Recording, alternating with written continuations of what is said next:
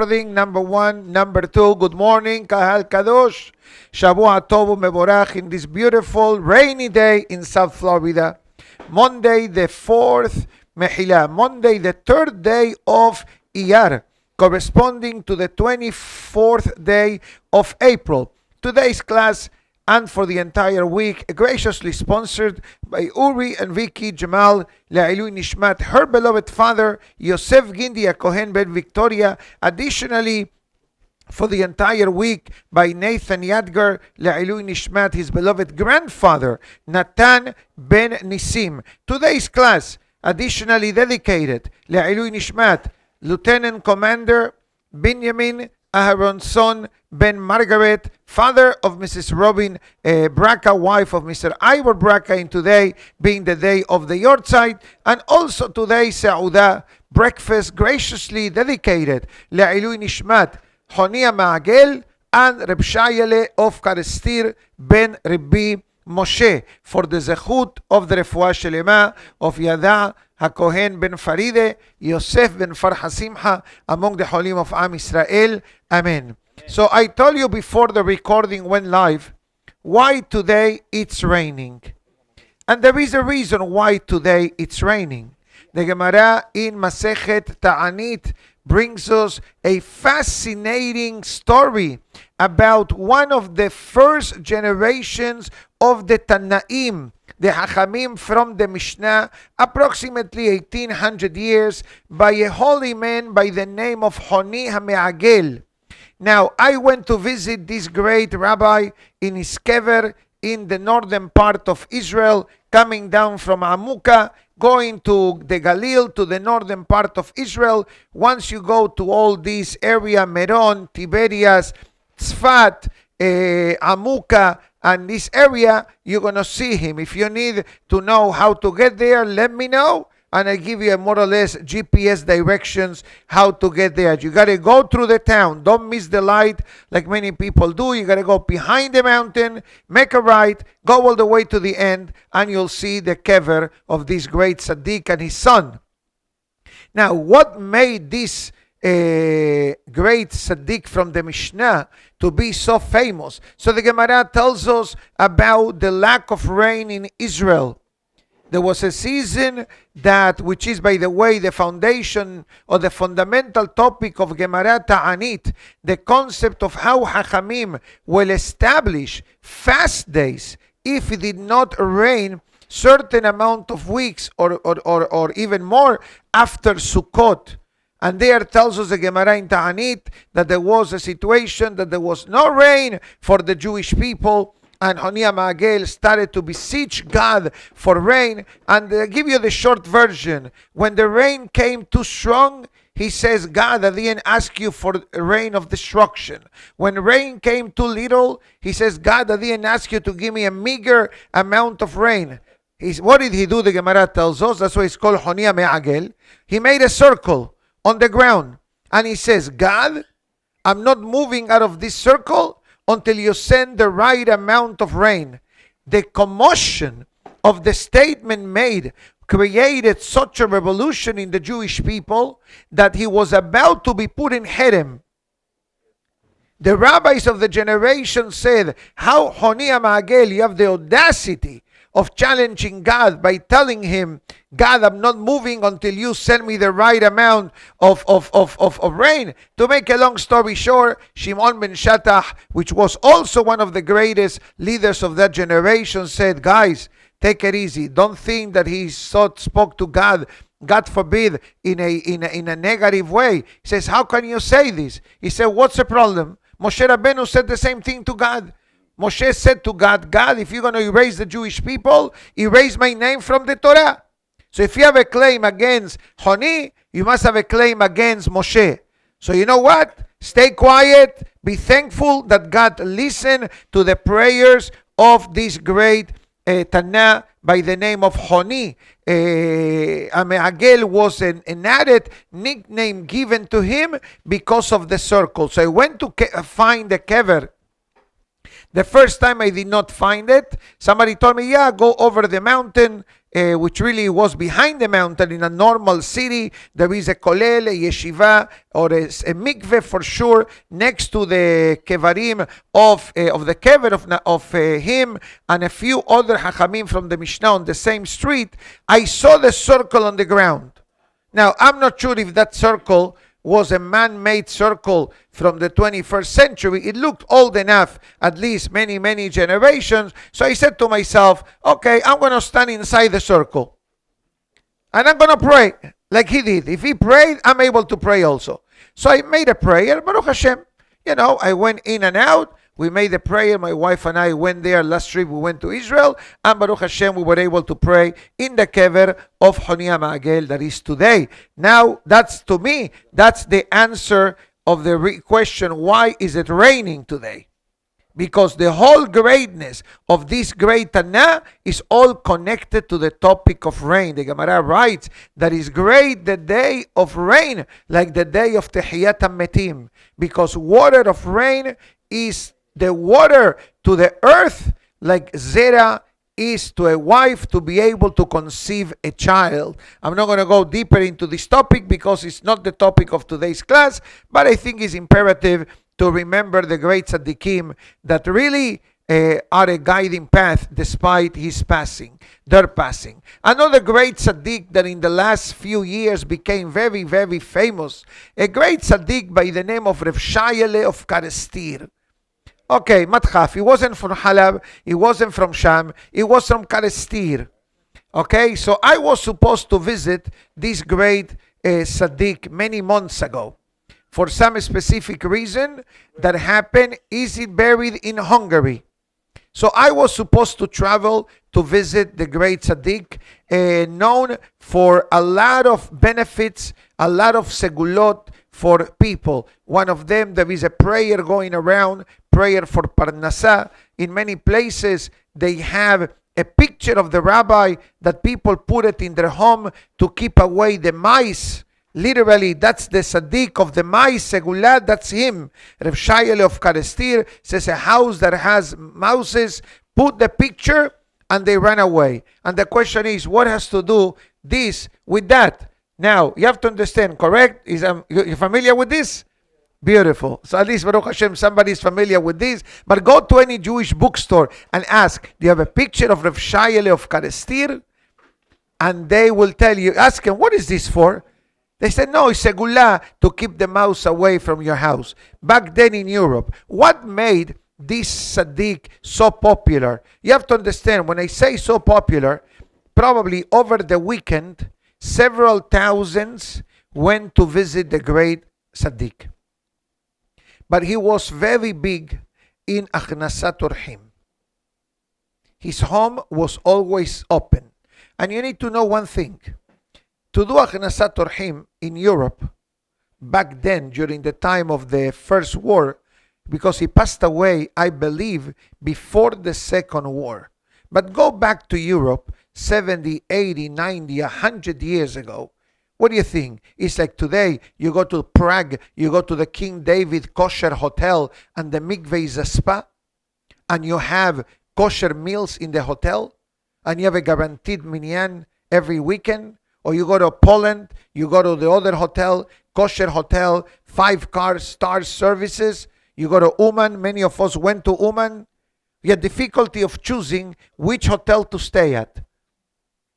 You go to Uman, you leave the kever of Reb Nachman and the Jewish enclave, you went back in history to the 1900s.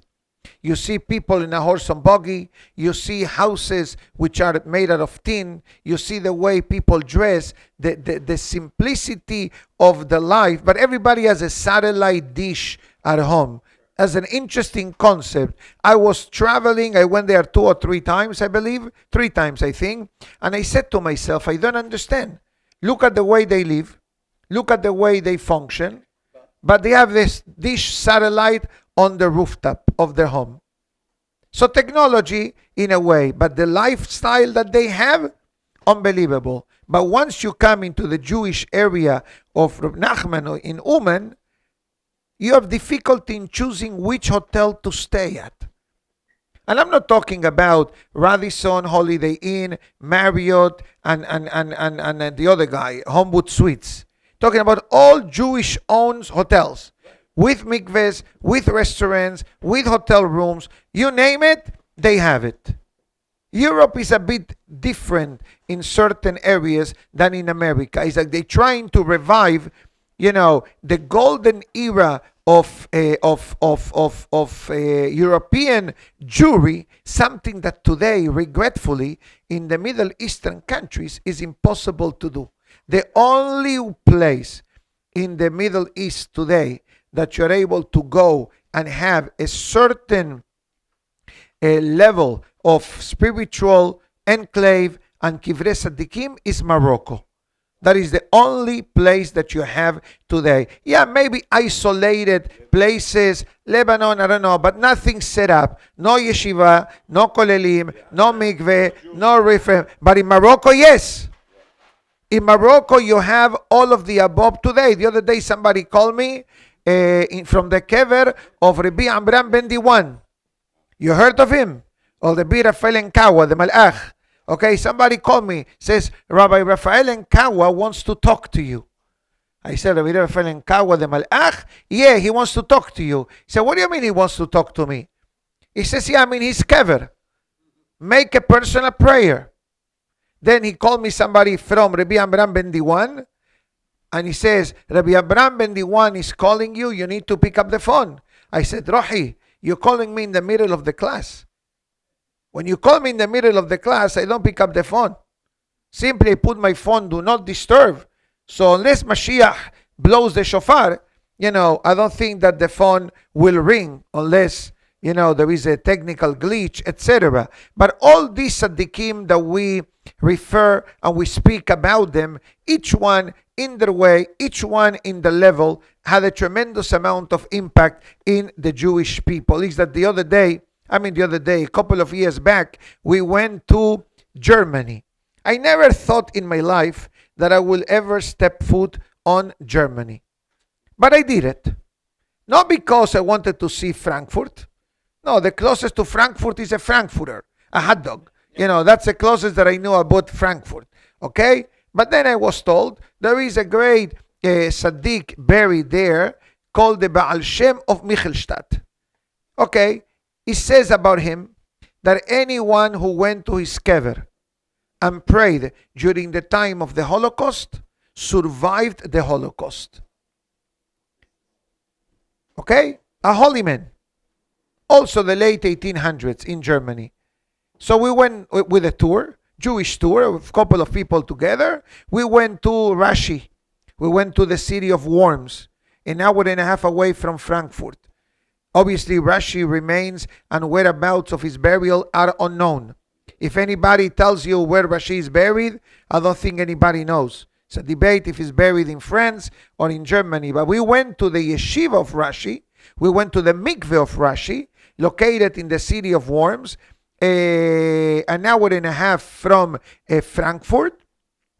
Was destroyed during the Holocaust by the German government as part of their teshuvah. They rebuilt it exactly the way it looked.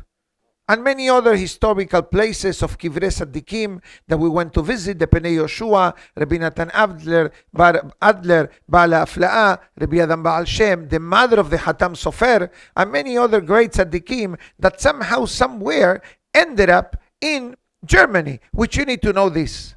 Germany is already mentioned in the Gemara. The Gemara mentions that in the final stages prior to Mashiach's arrival will be an arousal from the government in Germania. The Gemara calls them Germania or Germania. German is the same thing.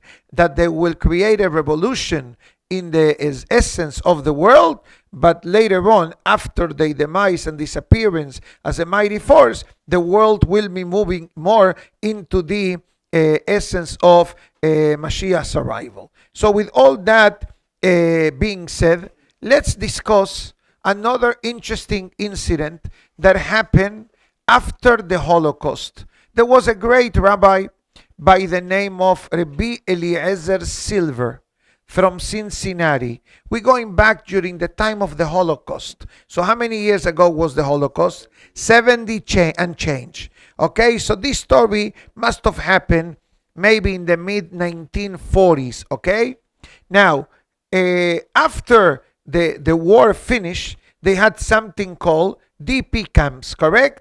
The displacement prisoners camps. People that survived the Holocaust, they went into a separate type of camp, more under American auspices, to healing, rehabilitations, etc. And this American rabbi, I believe he was American, he came from Cincinnati, was a chaplain in the United States Army. As a chaplain, you need to go wherever the government sends you to give pastoral and spiritual care to people. And about him tells a story that he went and he gave words of comfort to many survivors of the Holocaust. Now, we know a handful of survivors of the Holocaust, but we know them now in the 21st century, in the 2023, 2020, 21. We never met them 1946, 1947, 1948. Why do I say this? Because the mindset of someone, God forbid, that went through the Holocaust and survived the Holocaust, besides the thinking of survival, is all the tragedies and the calamities and the losses of family relatives. Even there was a great tzaddik, the Admur of Kloisenburg. He's lost his wife and 11 children in the Holocaust. And guess what? He came back and he remarried. And he had more children. He's the founder of the Laniado Hospital in Netanya. That's the background of that hospital. It's called the Sons Hospital. Okay? The background says, I saw so much, I want to give back to society. What he decided to do? Open a hospital, which is a Shomer Shabbat hospital, by the way. He's under the Hasidic movement auspices of Sons in the city of Netanya, that's the bulk of the Hasidim of Sons Kloisenburg. Okay? So the great Rabbi Eliezer Silver, he's traveling in the DP camp. It's called Displaced Persons Camp. And he talks to people, words of Hizuk. And somebody says, don't spend your time talking to that guy over there because he's anti everything. The rabbi says, what do I have to lose? I came all the way from America to give Hizuk to my brothers and sisters. And I repeat, we have no clue what does it mean surviving the Holocaust. And I asked this question myself. What was the world when the Holocaust was taking place? The world. That's not a question to ask. God is here because you are here and I am here. So God was there in the Holocaust as well.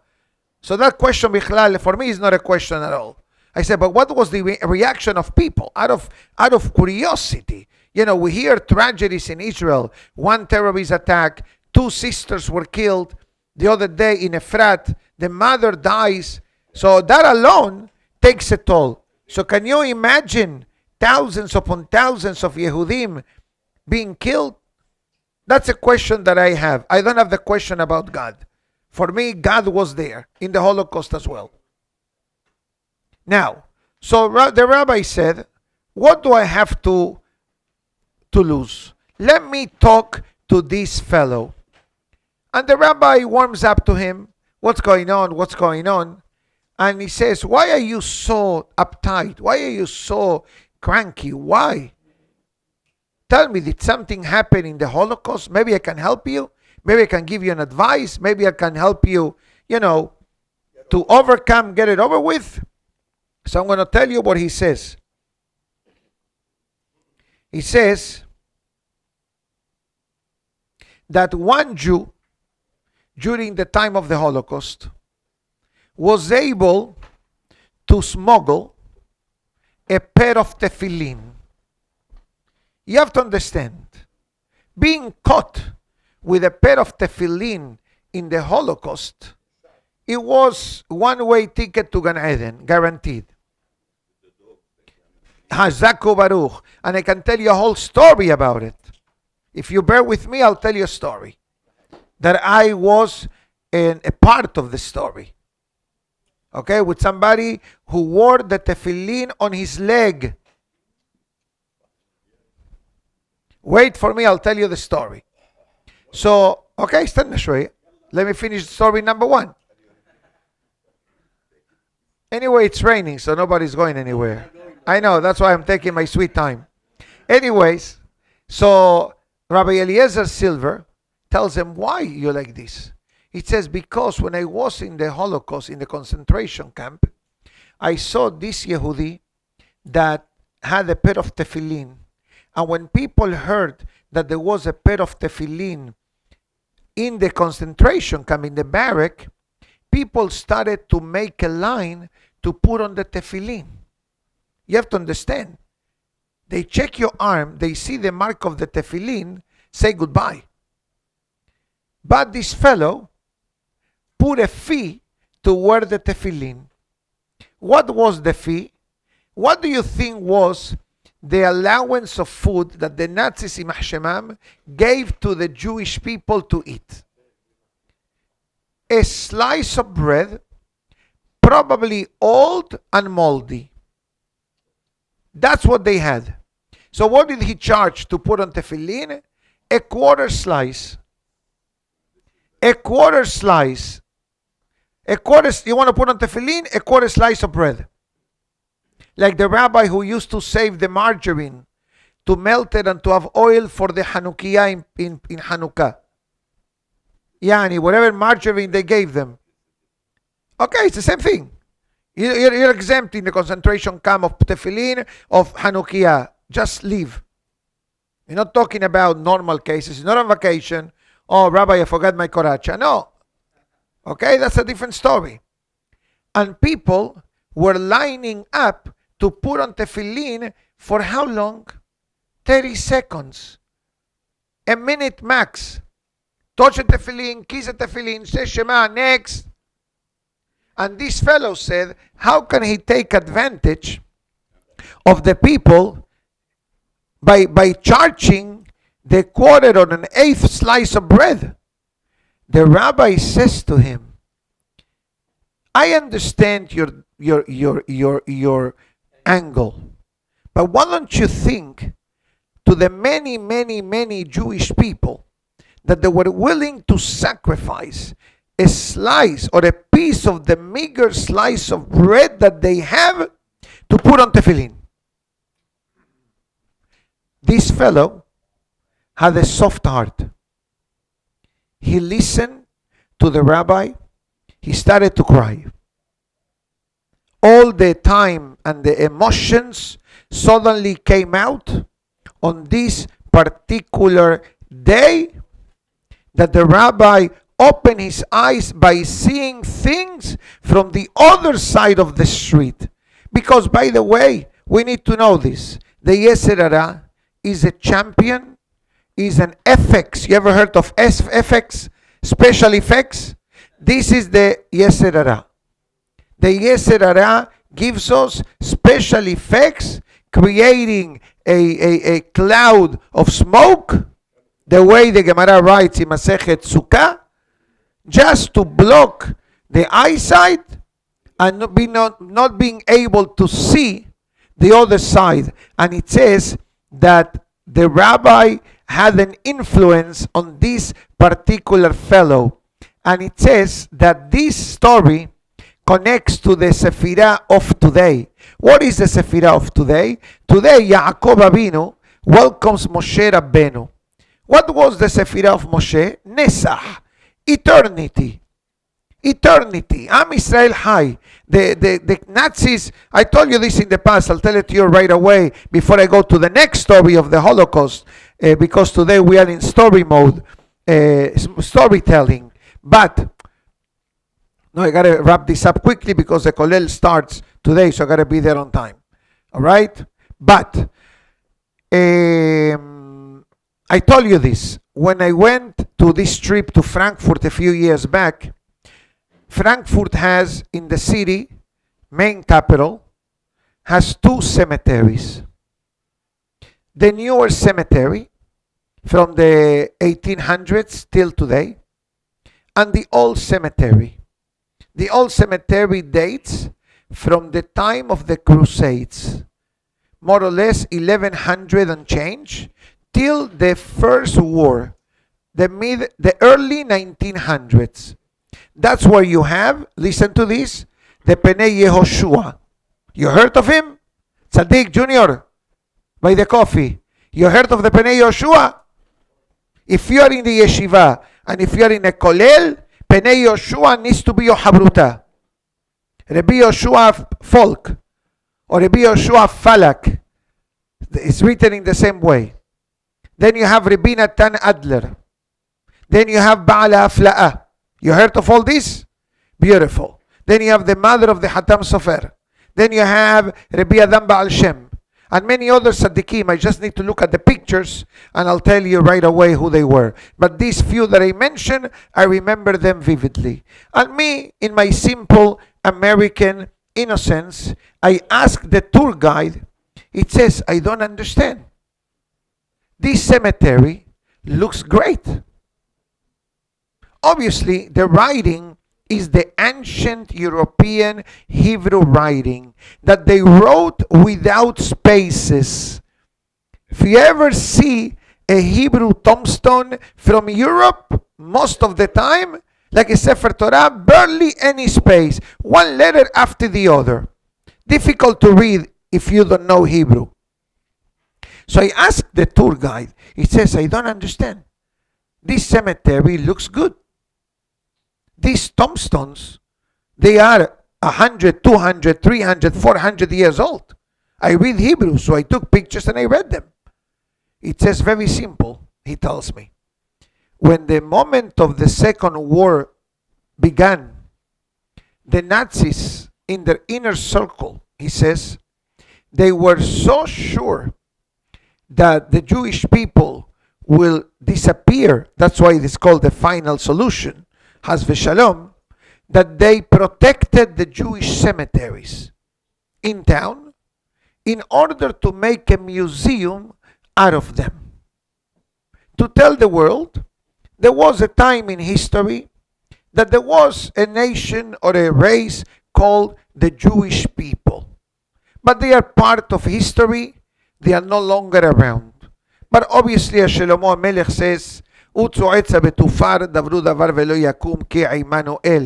the enemies of the Jewish people can plan as much as they want, can speak as much as they want, but nothing will materialize because HaKadosh Baruch Hu is with us. Thank God they are in the museum, they are gone from the world, and the Jewish people are alive and well. Which brings me the next story, and this will be the final story of the day.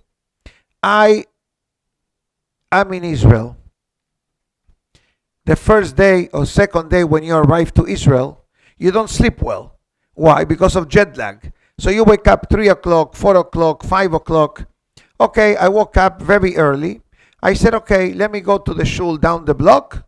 Maybe I walk, I pray, and then I have a breakfast, go to the kotel, more relaxed with the family, etc.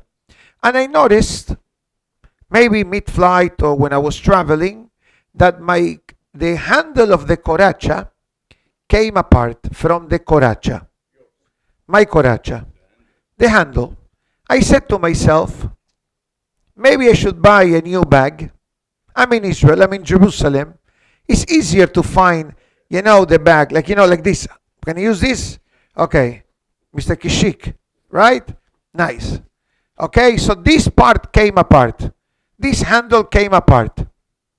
I remember last trip when I came that there was a tailor next to the hotel, maybe 30 meters away.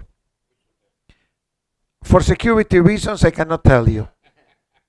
Then you're going to know where I stay. Then I'm going to become, no.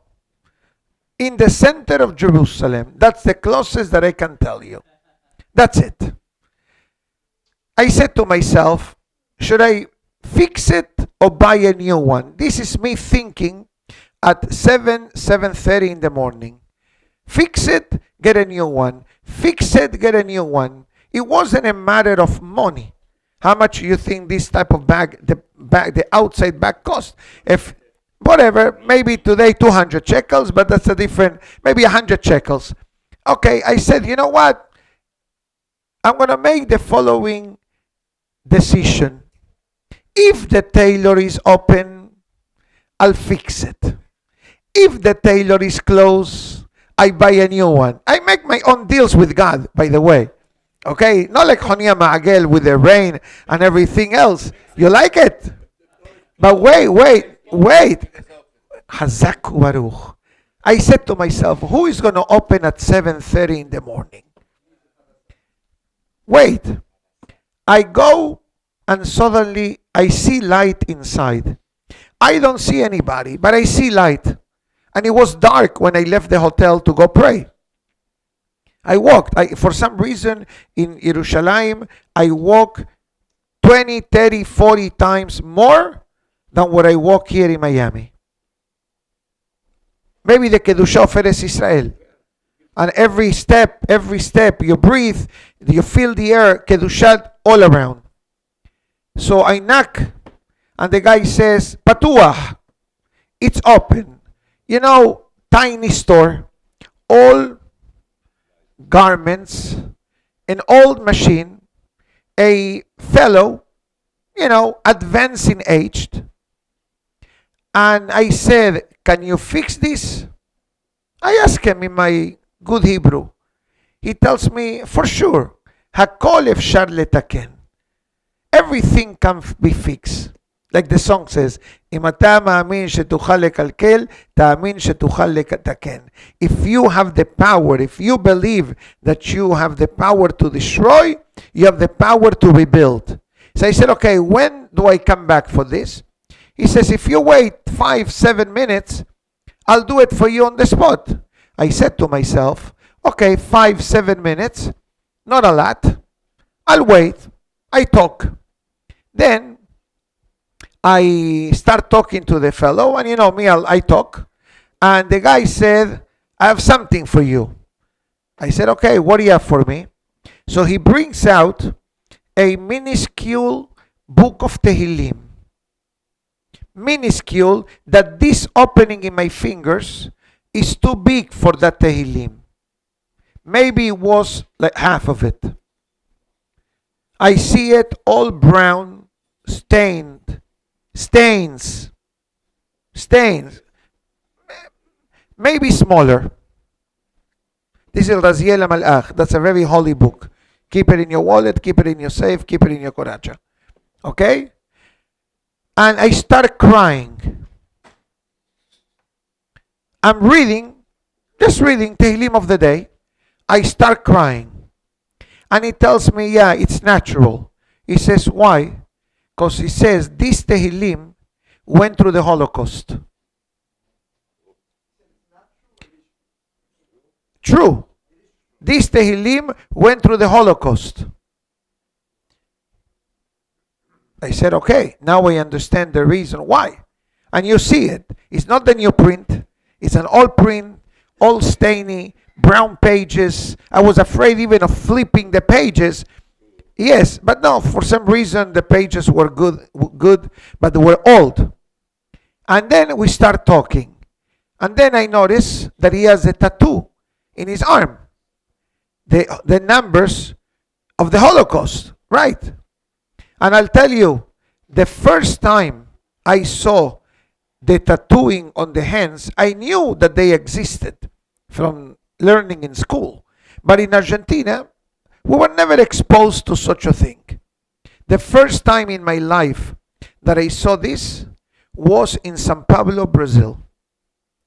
When we moved to São Paulo in the early days, 1979, 1980, and we were davening in the beginning in an Ashkenazic synagogue, that there they had many Holocaust survivors. That was the first time that I really saw someone sitting next to me praying with the numbers.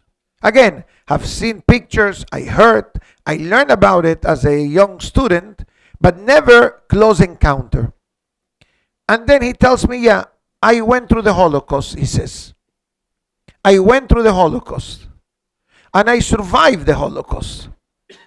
And then he tells me that he never missed a day of tefillin in the Holocaust. But he used to put on the tefillin of the hand only. He had only the hand in his leg. And he will put on tefillin at night.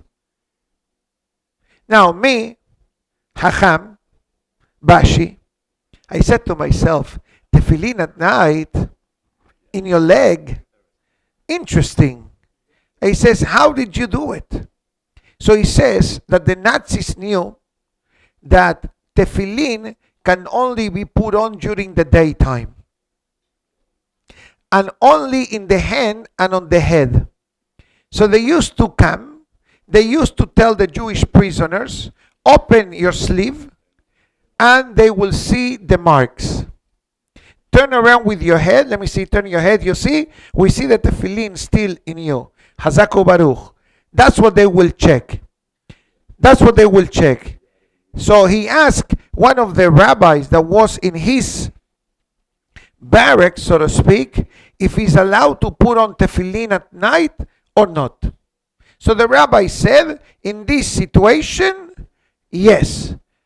And don't put it in your hands, because if they do a spot check, God forbid, they'll see you and you'll say goodbye on the spot.